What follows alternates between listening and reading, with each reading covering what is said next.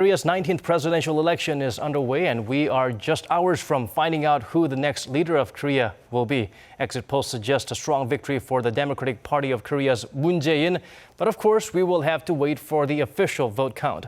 At one of the counting stations in Seoul is our reporter Kwon Jang-ho, who has been watching the proceedings. Jang-ho, tell us, how is the counting going?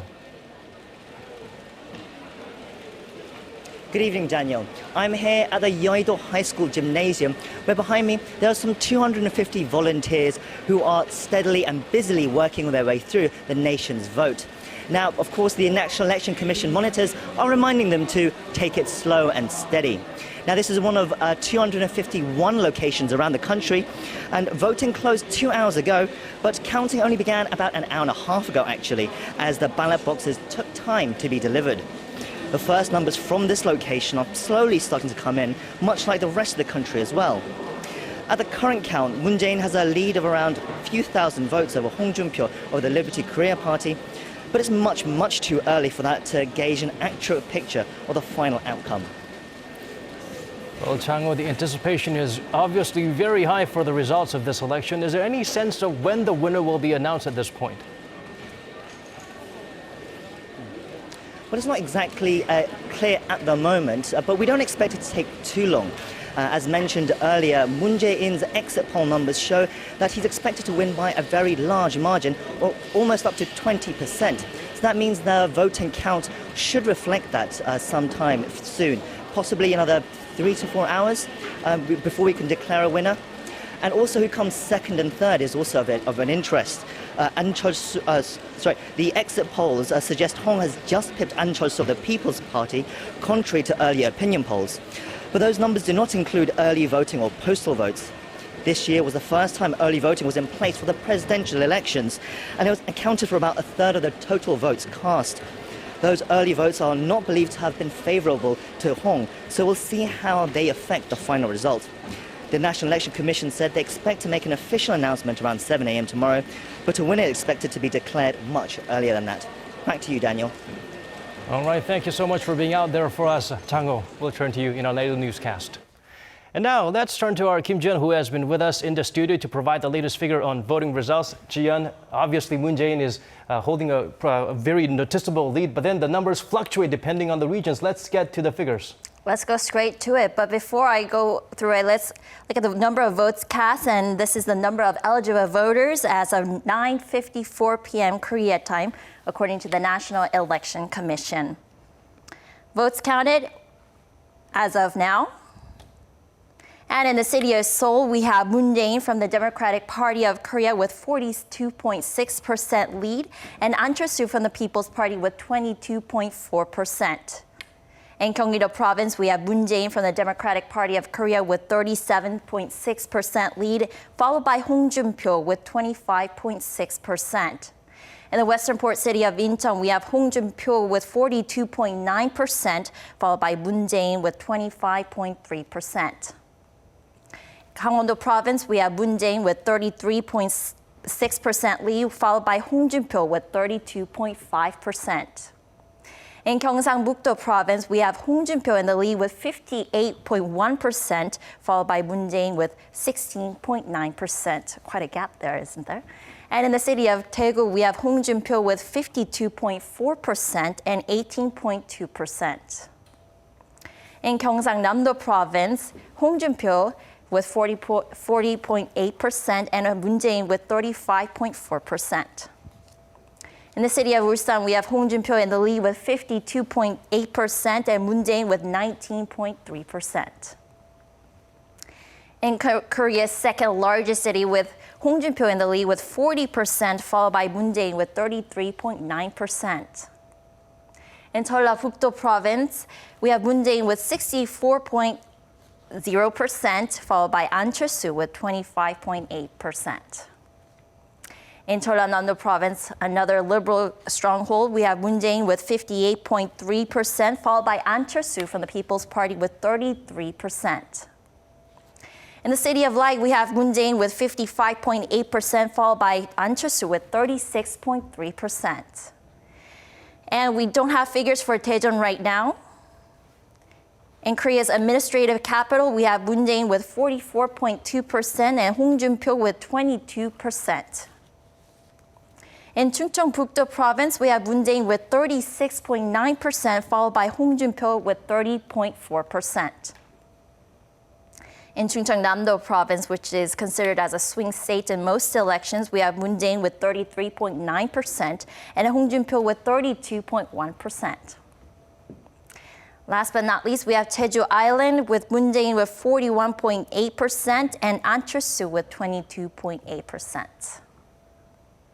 So for the presidential election results as of 9:50 p.m. Korea time, Moon Jae-in is in the lead with 36.2%, followed by Hong Jun-pyo from the Liberty Korea Party, 30.8%, and Ahn CheolSoo with 21.3%, followed by Yoo Seung-min from the Ballot Party, 5.8%, and Shim Sang-jung, 5%. Right, so much love for the controversial Hong Jun-pyo from Daegu, Ulsan, Gyeongsang-namdo, and Busan. Right. And of course, the traditional Gwangju area, Moon Jae-in is holding an insurmountable lead. Thank you for those updates, Jaein. I'll bring more updates in later newscasts. We'll be turning to you for more. Now, for a deeper analysis of the historic event and the events to follow, we turn to Dr. Fu YongShee of Yonsei University Institute for North Korean Studies. Dr. Bong, thank you so much for making time for us on this golden holiday. Right, pleased to be here. Well, first of all, Dr. Bong, it is looking quite obvious that it's going to be a two-way race at this point between liberals Moon Jae-in and, of course, the conservatives' hopeful champion Hong Jun-pyo at this point. But of course, the subjects to be contended by these two candidates, if either of them become president, will be the THAAD deployment. It has been a source of debate within Korea and, of course, from outside of Korea as well for many reasons. How do you see it playing from here on, depending on either leadership ending up at the top of the office? The deployment of the THAAD system by the United States forces in South Korea has been kind of an icon issue with regard to South Korea keeping balance between China and the United States, as well as South Korea guarding itself from increasing and grave missile and nuclear threats from North Korea. Regardless of who was to be the next president, scrapping the whole thing, the deployment of THAAD, turned to square one would have been impossible because the THAAD is already deployed, and there's an issue of South Korea's credibility as a sovereign country in conduct of its diplomacy and in the context of the U.S.-South Korea security partnership. So even assuming that any candidates from the liberal faction would win the presidential election, the most extreme case would have been the next president ordering the government officials to thoroughly review the procedures that led to actual deployment of THAAD, whether there is any hidden agendas that have not been informed to the general public and the members of National Assembly, that would constitute a gross violation of the public's right to know matters that's related to national security, and the National Assembly's right to conduct the oversight on the administrative body of the government. So I think the next president's focus on the issue of THAAD will not be on scrapping the whole thing, because it will hurt South Korea's credibility and the future cooperation with the United States. So it'll be focused on thorough review of the procedures undertaken by the Park Geun-hye administration.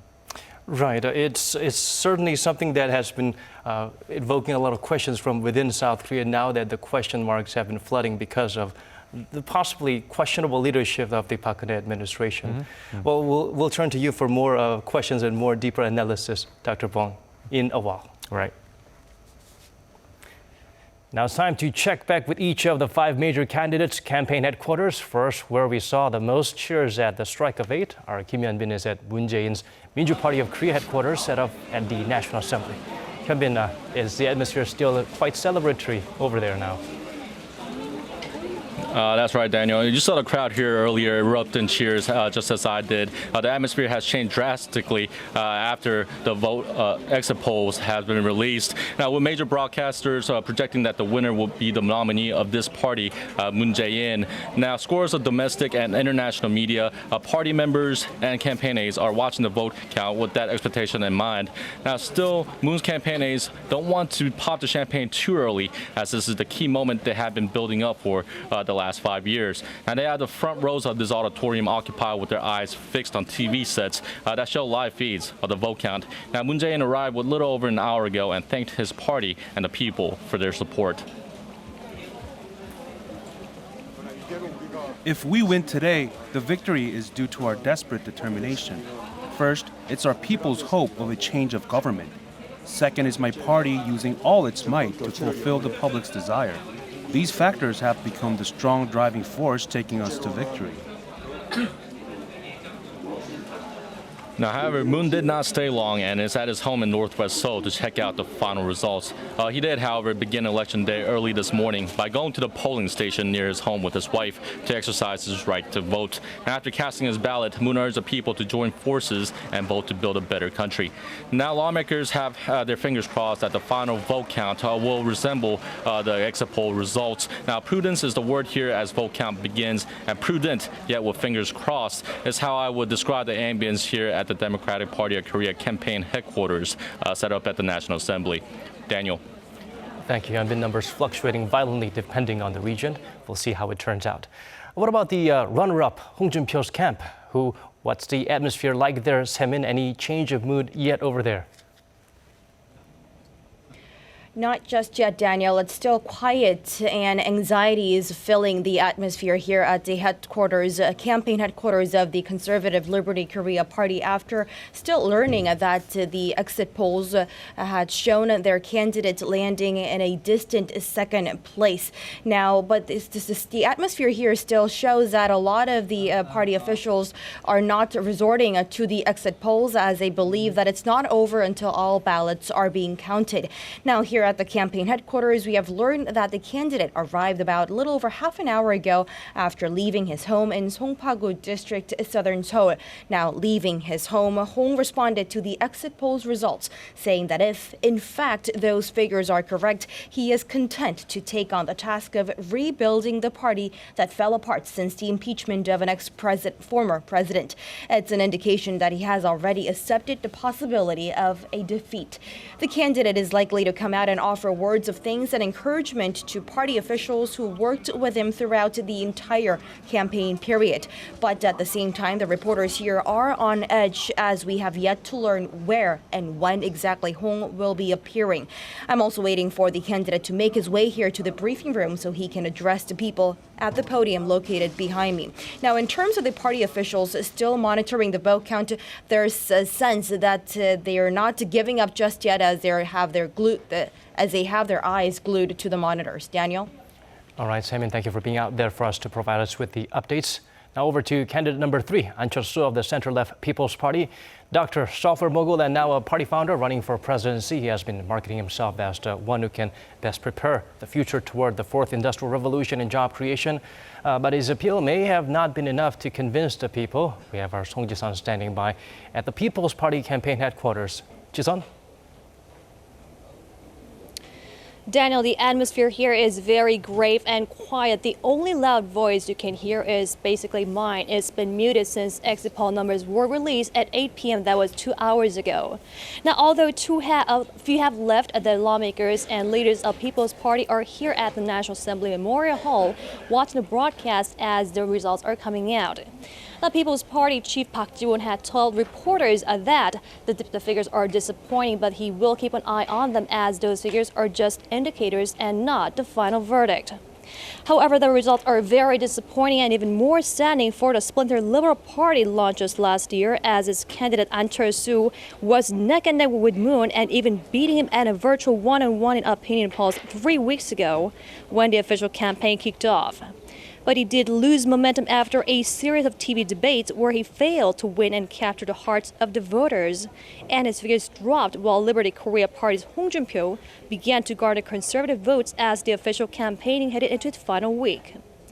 Ahn did make various attempts to turn the table around by choosing to walk among the people for the last 5 days of the campaign instead of opting for the traditional loudspeaker speech on trucks and live broadcasting his every step of the campaign through social media. Through Facebook Live, he urged this afternoon to voters to cast their ballots for the future.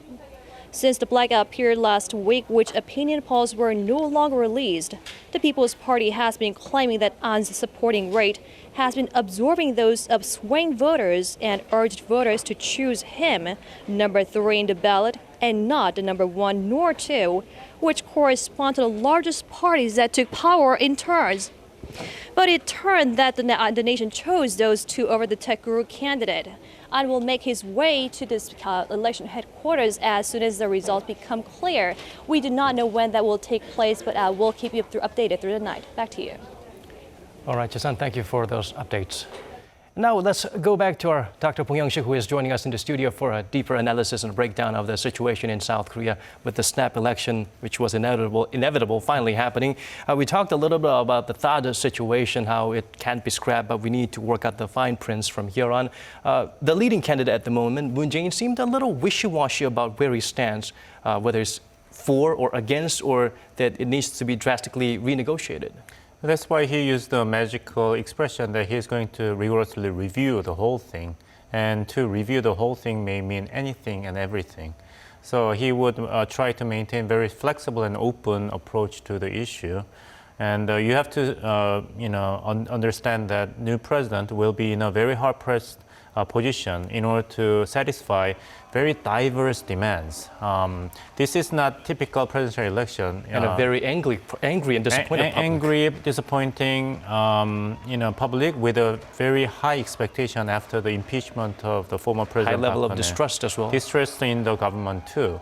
And this is not just a typical binary competition between prototypical conservative candidate versus prototypical liberal candidates.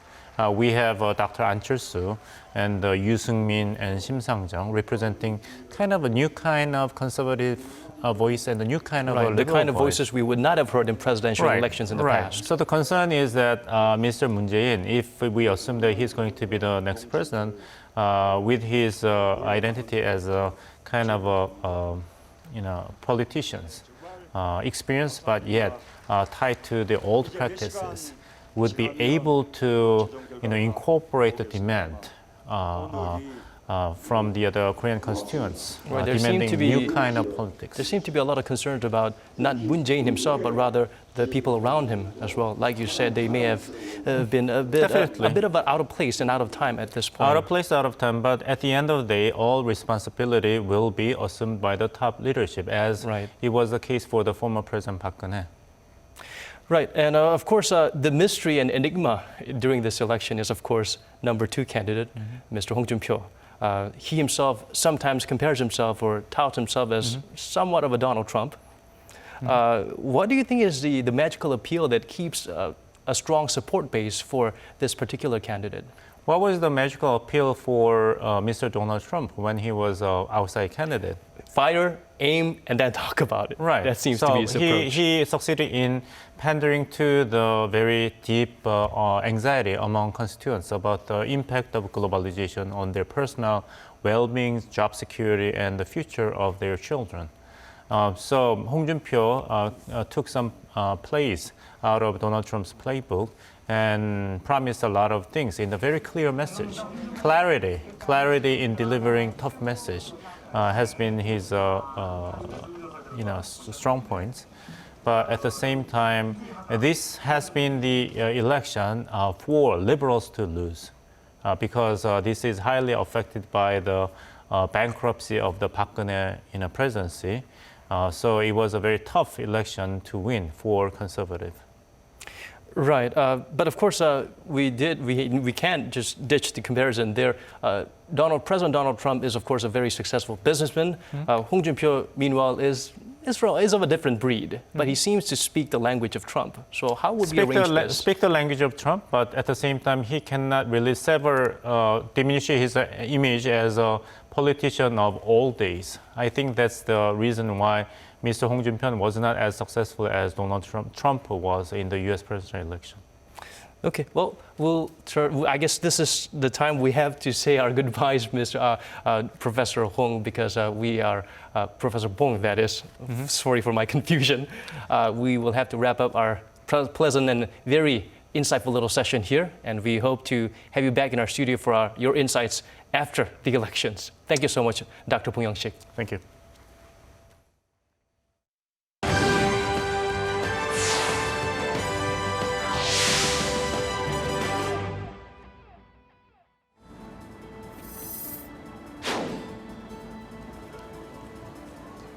I hope the new administration listens to the concerns of all citizens, regardless of their social status, to determine the best way to lead the nation. I hope that Korea becomes a nation where college students can have the freedom to be more confident and express their opinions openly. College tuition is too expensive. It would be great if the new administration could create more policies that expand scholarships that help students pay for their education. I hope that the new president can create a fair society where everyone has equal opportunities. I want a president who will fight for us average citizens. Also, I hope that the next president will be wise and someone our children can be proud of.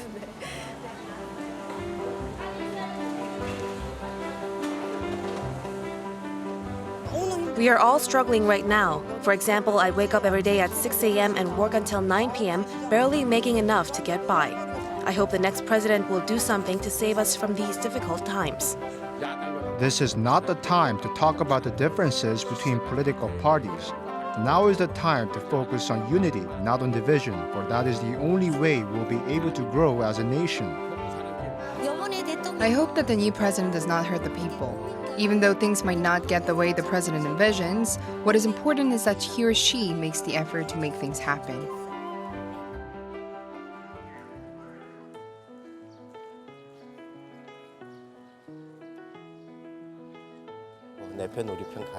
My wish is that the leader has a big heart and does not take sides so that everyone can live happily.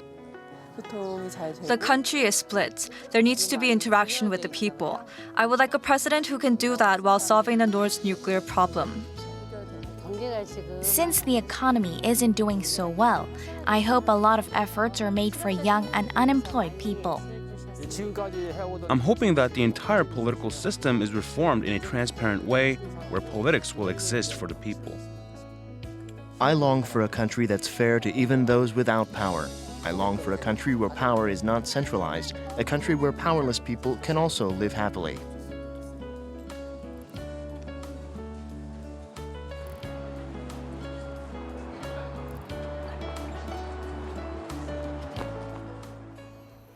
With polling stations for the 19th presidential elections closing, we have ballot counting which has begun. This is an especially sensitive period for the nation, as this election was made possible by the people who've seen enough. As such, vote counting system has also been a hotly covered topic. Here's a closer look at the crucial process for Decision 2017. Making sure an election is clean and fair is an important part of getting people to come out and vote. And key to impartiality and public trust is counting the ballots transparently, efficiently, and accurately. So how does the vote counting process work here in Korea, and who's watching to make sure it's fair? As soon as voting ends, the ballot boxes are transported by the police to the counting stations in their constituency. Before the boxes are opened, ballot count witnesses and employees with the National Election Commission make sure the box's seals and locks are intact. The boxes are then opened and hundreds of ballots are dumped out onto a large table where they're unfolded and stacked. We straighten and stack up the ballots before they go into the ballot counting machines. On top of these votes cast on election day, they also gather mail-in ballots, early votes, and votes from overseas. To prevent any votes from being lost or miscounted or any other kind of irregularity, ballot count witnesses recommended by the political parties, civil society, and the media are selected to oversee the process, which is open to the public and conducted in plain view. Then the ballot counting machines will sort the votes into two categories, valid ones and those that will need a second look.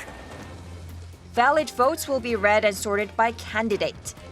As for questionable ones, don't worry, they're not thrown away but sorted again in a separate pile to be looked at by a human being. Ones that are smudged but still valid are kept while votes marked improperly, that is, ones that don't have the red ballot stamp or are double marked are considered invalid. After this screening process, results are calculated for the number of ballot papers issued along with the total number of votes for each candidate. Next, the National Election Commission representatives review the results one more time before signing the vote count.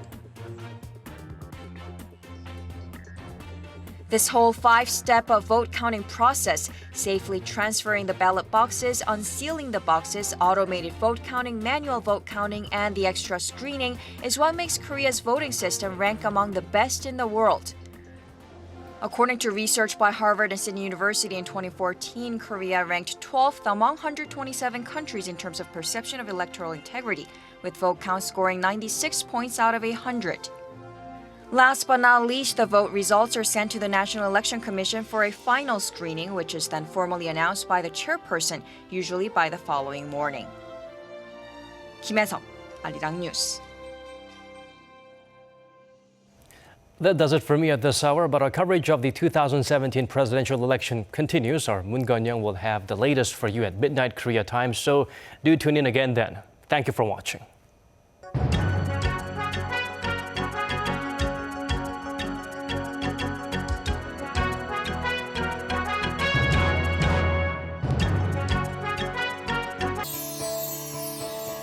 Simple, but not shabby. Impressive, but not extravagant. The glorious culture of the Baekje Kingdom dates back more than 1,400 years. The Baekje Historic Areas is inscribed on the UNESCO World Heritage List, which should be preserved by mankind as a whole. Visit and learn more about Baekje Historic Areas UNESCO World Heritage Site.